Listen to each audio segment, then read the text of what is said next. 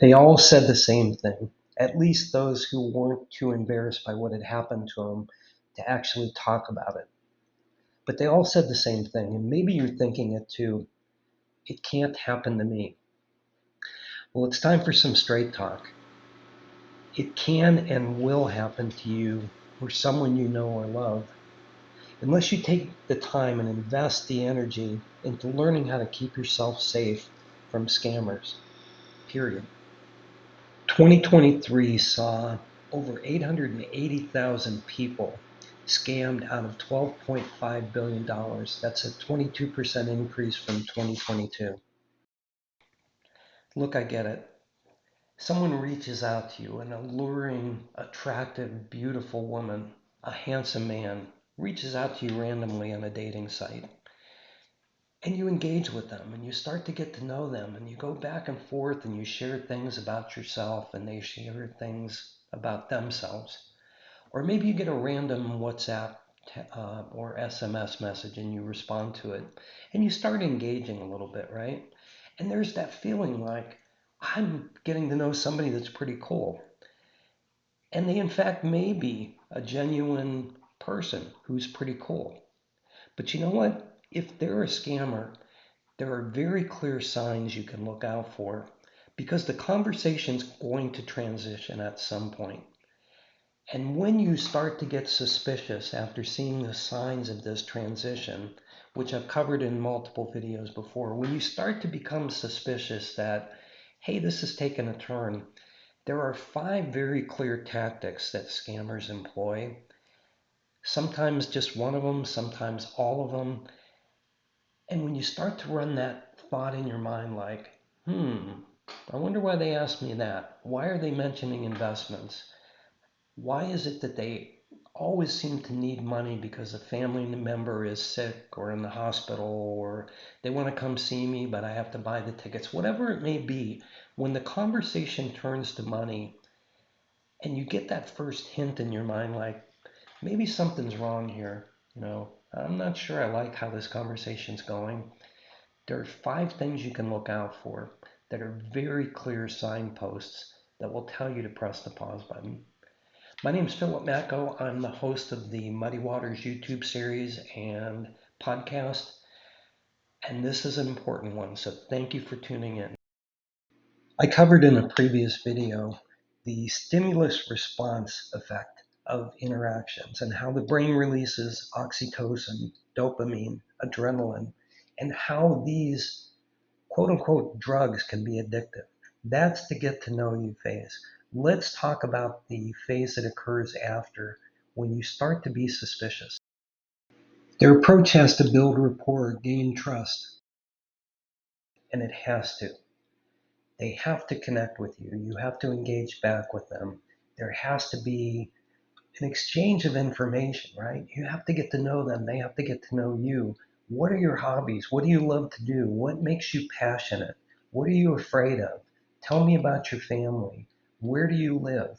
This is all the method that scammers use to collect information that eventually they're going to use against you. But there comes a point in the conversation where they have to pivot, where they have to turn to something financial, a need they have, an investment they can advise you on, whatever it looks like. And that should draw your attention. What happens, you start to get suspicious. You start to think to yourself, hey, what's going on here? And you're going to ask a question, right? You're going to text something, you're going to be in a phone call with them, and you're going to say or do something that tells them you might be starting to get suspicious of them. How they respond tells you everything. Let the games begin. We're going to cover 5 tactics used by scammers, the first being gaslighting. The term was actually coined from a 1938 play that eventually became a movie, where a husband was trying to convince his wife that she had lost her mind by turning up and down the gas lights in their home and then convincing her that she was imagining the whole situation. Gaslighting techniques, as employed by a scammer, are designed, just as in the play or the movie, to cause you to question yourself, to question your memory, to question your trust in yourself, to question what you're feeling, even question your own identity. Here's what it sounds like. In the romance scams where they're scamming you out of money, mom's in the hospital. You send a little bit of money, and then mom took a turn and I need more, and I'm so sorry to ask, but I need your help. In the investment scams, you've made a little money, they've convinced you to reinvest. Now you make a little more money, and the returns are just amazing. But at a point you go like, hey, is this too good to be true? What's going on? Their response is going to sound like this: you're just being paranoid, or how can you ask me that? Or why would you turn this on me? It's not about me, it's about you. You told me that XYZ, fill in the blanks. You told me you trusted me. Why don't you trust me now? This isn't about me. This is about you. This is about your past relationships. That's how it sounds. There's always going to be a hook phrase involved. They're going to insert something they've learned about you personally, and they're going to turn it back on you. That is gaslighting. Here's how you respond: be assertive, make I statements, set boundaries, respond, but don't react. Apply Occam's razor. The simplest explanation is most likely the truthful one. When you stand your ground and the response you get feels truthful to you, keep talking. You may be talking with a genuine person. When it doesn't, apply Occam's razor and stop. Tactic number 2, social engineering. A friend introduces you to a quote unquote investment expert who can help you. You meet somebody online and they say, yeah, I know X and Y and Z, or you look at their profile and they have connections with X or Y or Z, and it gives you the confidence that this person must be trusted by others, so I should trust them as well. Let me tell you why that doesn't work. Let's explore social engineering and let's take it to a big level. There was an employee in Hong Kong for a UK-based engineering firm that received an email and an invitation to a conference call from his quote-unquote CFO. He joined the call, video conference call, mind you, joined the call and interacted with senior executives from his company that he recognized, who told them they needed him to send money. 15 transactions later, 26 million was scammed out of this organization by deepfakes. AI has advanced in its abilities. It can recreate your voice, your emotions, even recreate an image of you. Ask the South Korean woman who lost $50,000 to a romance scam thinking she was meeting with Elon Musk. That's right, Elon Musk. Whether manufactured by AI or perhaps a person they introduced to the conversation, the whole idea of social engineering is to convince you that someone else trusts them, therefore you should.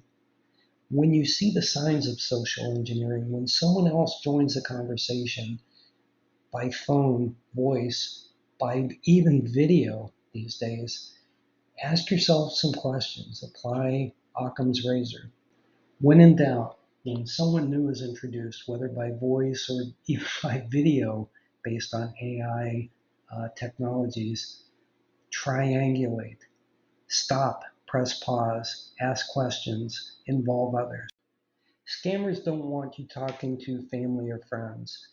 So say to them, yeah, I'm going to check with my buddy and see what he thinks about this and see what their response is. If they try to limit you back to the people that they're referring you to and not those friends you trust, there's a sign.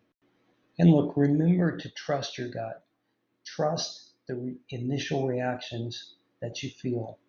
We're hardwired for survival, and our instincts, like the aggregate of our life experience, tell us something should be questioned. And when we feel that feeling, we have to honor it and we have to probe it. And social engineering is designed to get us to question those things, to get us to trust someone else as opposed to our own feelings.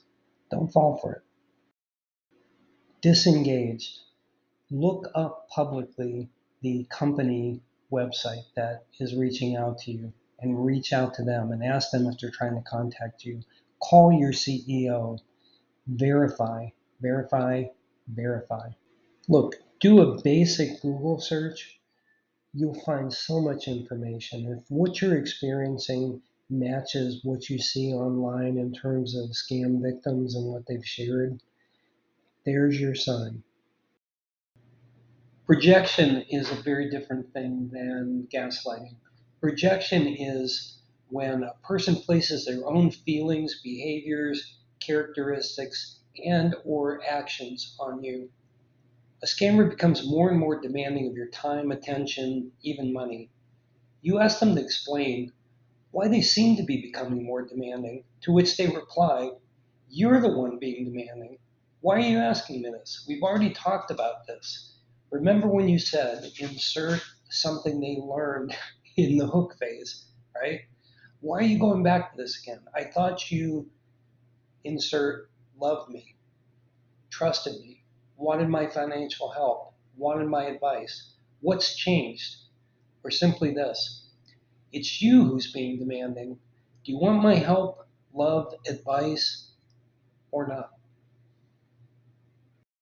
Remember, someone who has your best interest in mind doesn't need to pull your strings, doesn't need to manipulate you. They're going to be honest and upfront, and you're going to know it.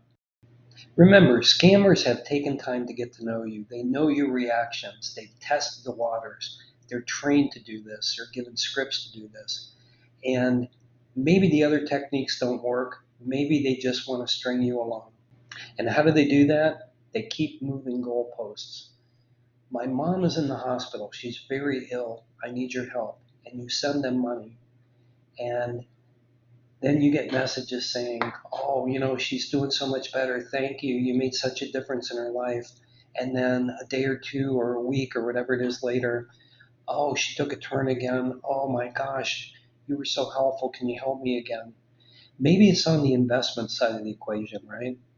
Look how much money you've made. Imagine how much more you can make. And when you finally resist, they say to you, "Well, you want your money back?" Oh, there's a catch. You have to prepay taxes. You have to pay an attorney. You have to pay insurance. You have to pay some sort of surety bill.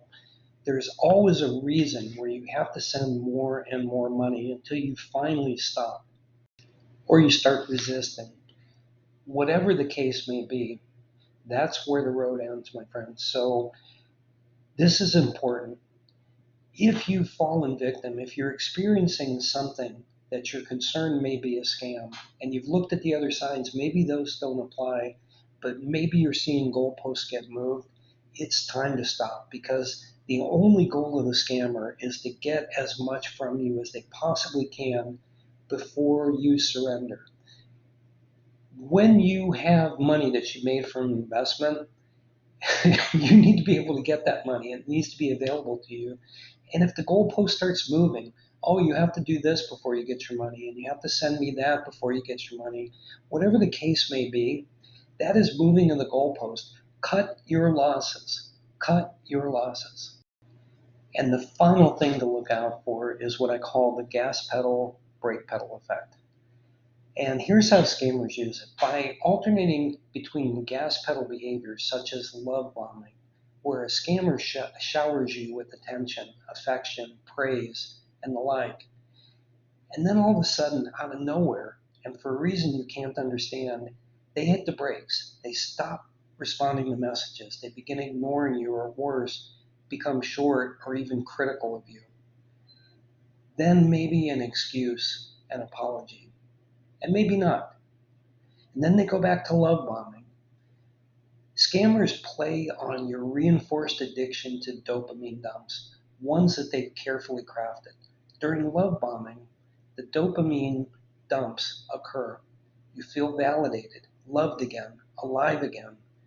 During the brake pedal phase, you crave what you're missing. You crave the dopamine dumps. The only goal of gas pedal, brake pedal behavior is to keep you off balance, to keep you afraid that you may fall, to give you the reward you need, that dopamine dump, to keep you addicted, then take it away from you and make you crave that feeling again and again and again. If you take away nothing else from this video, just remember this: Real people, honest people, good people don't have to play games. They tell the truth, and the truth becomes self-evident. Whenever you see one of these 5 signs, maybe many of these 5 signs, it's time to start asking questions, and it's time to press the pause button. Thank you again for joining me, and I hope that this was an informative session for you. I hope it got you thinking. I hope it shared with you some ways to evaluate whether a person you might be exchanging emails or texts or even phone calls or video calls, whether or not they're on the level and legit. And listen, if you like this episode, please click the thumbs up button. If you haven't done so already, please do subscribe.